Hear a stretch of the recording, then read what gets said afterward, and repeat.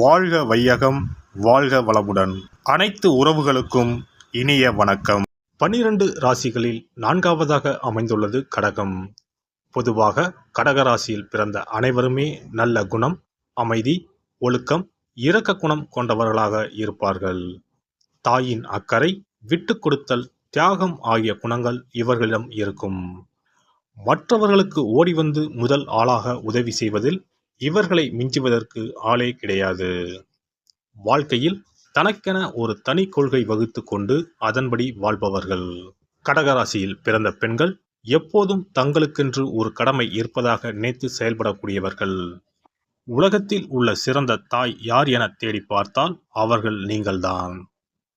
தங்கள் பிள்ளைகளுக்காக எதையும் தியாகம் செய்யக்கூடியவர்கள், மிகவும் மென்மையாகவும் எளிதில் அணுகக்கூடியவர்களாகவும் இருப்பீர்கள்.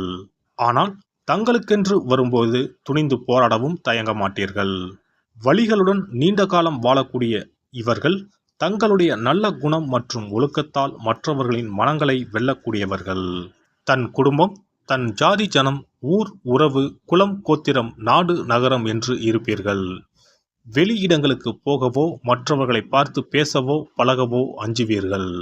ஒருவரிடம் நம்பி பழகிவிட்டால் தனது உடல், பொருள், ஆவி அனைத்தையும் தர சித்தமாக இருப்பீர்கள்.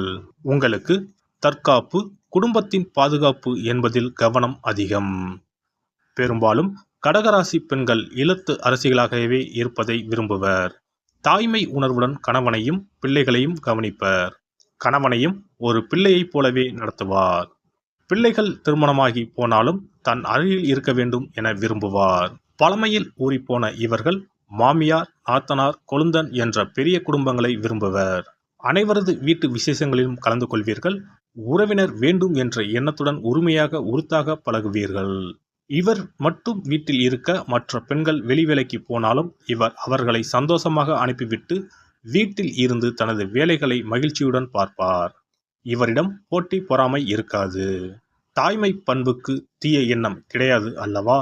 இவர் குடும்பத்தின் குத்துவிளக்கு, சிறந்த ஆலோசகர், வழிகாட்டி, பெண்களின் முன்மாதிரி, மற்றவர்களின் துன்பங்களை துடைப்பவர். வீடுதான் இவருக்கு சொர்க்கம், பாதுகாப்பு கோட்டை. அதில் இவர் ஒரு முடிசூடா மகாராணி. கடகராசி பெண்கள் நிறைய வீட்டு வேலைகள், வீடு அல்லது குடும்பம் சார்ந்த வேறு பல வேலைகளை பிரியத்துடன் செய்வார். அதே சமயம் வாயு வேகம், மனோ வேகத்தில் இவர்கள் கற்பனை செய்வர். அழகழகாக கோலம் போடுவார். தோட்டத்தை அழகாக பராமரிப்பார். அனைத்து விழாக்களையும், விரதங்களையும், பூஜைகளையும் கர்ம சிரத்தையாக செய்து முடிப்பார். பெரியவர்களை மதிக்கும் இவர்கள் மூத்தோர் சொன்ன சாஸ்திர சாங்கியங்களை சரியாக செய்வார். சாமி பாட்டு, ஸ்லோகம் போன்றவற்றை மனதுக்குள் சொல்லிக்கொண்டே வேலைகளை செய்வார். இவர் வீட்டு வேலை, தையல் வேலை, தோட்ட வேலை என்று எதை செய்து கொண்டிருந்தாலும் மனதுக்குள் ஏதேனும் சிந்தனை அல்லது கற்பனை ஓடிக்கொண்டே இருக்கும். கவலைகளை பிறரிடம் சொல்லாமல் தனக்குள்ளே புதைத்து கொள்வார். யாராவது இவருக்கு நல்ல பேச்சு துணை கிடைத்தால் அவர்தான் இவரது ஆப்த நண்பர். பொதுவாக கடகராசி பெண்ணுக்கு துரோகம், பொய், பித்தலாட்டம், களவு வராது. இவர் தெளிந்த நீரோடை. எனவே எல்லோரிடமும் நேர்மையாக பழகுவார். தனக்கு தெரிந்தவர்களிடமும் அதே நேர்மையை எதிர்பார்ப்பார். யாராவது இவருக்கு தெரியும்படி தவறு செய்தால் உடனே பெற்றோரிடமோ கணவரிடமோ சொல்லிக் கொடுத்து விடுவார்.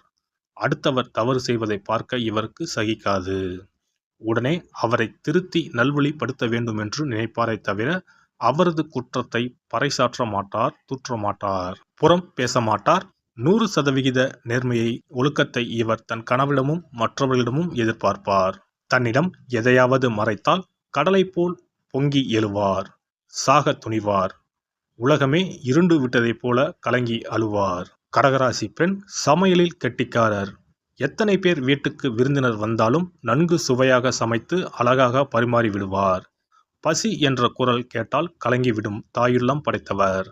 சாப்பாடு போட்டு எல்லோரிடமும் நீங்க நல்லா இருக்கணும் தாயி, உங்க பிள்ளை குட்டி எல்லாம் நல்லா இருக்கணும் என்ற வாழ்த்தை பெற்று விடுவார்.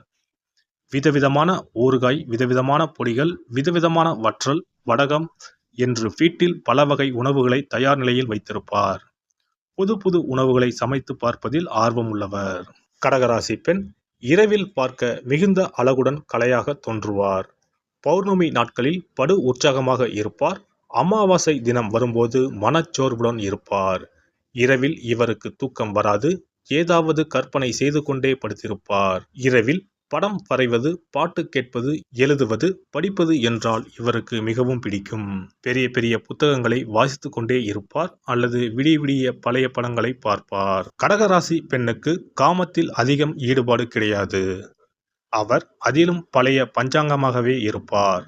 ஆனால் காதல் ராணி, காதலிப்பதையும் காதலிக்கப்படுவதையும் மிகவும் விரும்புவார். ஒருவனுக்கு ஒருத்தி என்பதில் தீவிர நம்பிக்கை கொண்டவர். பெரும்பாலும் கடகராசி பெண்கள் பெற்றோர் பார்க்கும் கணவரையே திருமணம் செய்வர் அல்லது தங்கள் குடும்பத்துக்குள் அத்தை மகன், மாமன் மகனையே காதலிப்பர். ஜாதி மதம் பார்க்காமல் காதலிப்பவர்கள் இவர்கள் இல்லை. ஜாதகத்தில் சனி, ராகு, கேது சேர்க்கை, சந்திரன் அல்லது லக்னத்திற்கு 7ஆம் இடத்தில் இருந்தால் கலப்பு திருமணம் நடக்கும். அதற்கு பிறகு ஏதேனும் ஒரு மதம் அல்லது ஜாதிக்குள் நிற்பார். கடகராசி பெண்கள் பெரும்பாலும் சம்பளத்துக்கு வேலைக்கு போக மாட்டார். அவர் வேலைக்கு போனாலும் அது அவரது மனதுக்கு திருப்தியாக அமைய வேண்டும். பணியிடமும் அவருக்கு ஒரு வீடு போலதான். அங்கும் உயிரை கொடுத்து வேலை செய்வார்.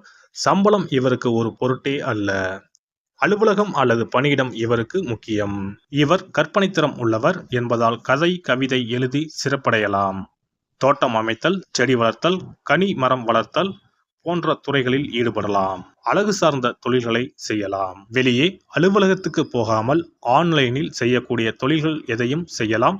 அதுவும் அவர் வீட்டு வேலைகளை முடித்துவிட்டு ஓய்வாக இருக்கும் நேரம் மட்டும்தான் செய்வார். மக்களுக்கு நன்மை செய்ய நினைக்கும் அரசியல்வாதி கூட ஆகலாம். கடகராசி பெண்ணுக்கு சிக்கனமும் சேமிப்பும் 2 கண்கள் ஆகும். வீட்டில் சிறுவாடு சேர்த்தல் என்பது இப்பெண்களின் பிறவி பழக்கம் ஆகும். ஒரு பைசா கூட வீணாக்காமல், கடையில் தேவையில்லாமல் எந்த பொருளையும் வாங்காமல் சிக்கனமாக இருப்பார். பிள்ளைகளுக்கும் பெரியவர்களுக்கும் வீட்டில் பண்டங்களை செய்து கொடுப்பார். அனாவசியமாக செலவு செய்ய மாட்டார். கோயில்களுக்கு குடும்பத்துடன் அதிகம் போக விரும்புவார். ஆடம்பர செலவை அறவே வெறுப்பார். திடீரென ஏதேனும் மருத்துவ செலவு வந்துவிட்டால் என்ன செய்வது என்று அஞ்சுவார். கையில், பையில், பெட்டியில், வங்கியில் என்று பல இடங்களில் பணத்தை சேமித்து வைப்பார். ஒன்று கிடைக்கவிட்டாலும் இன்னொன்று அவசரத்திற்கு கிடைக்கும் அல்லவா என கருதுவார். அவசர தேவைக்கு இவரது உறவினர்களோ நண்பர்களோ கேட்டால் கொடுத்து உதவுவார்கள். மொத்தத்தில் இவர் ஒரு சிக்கன திலகம்.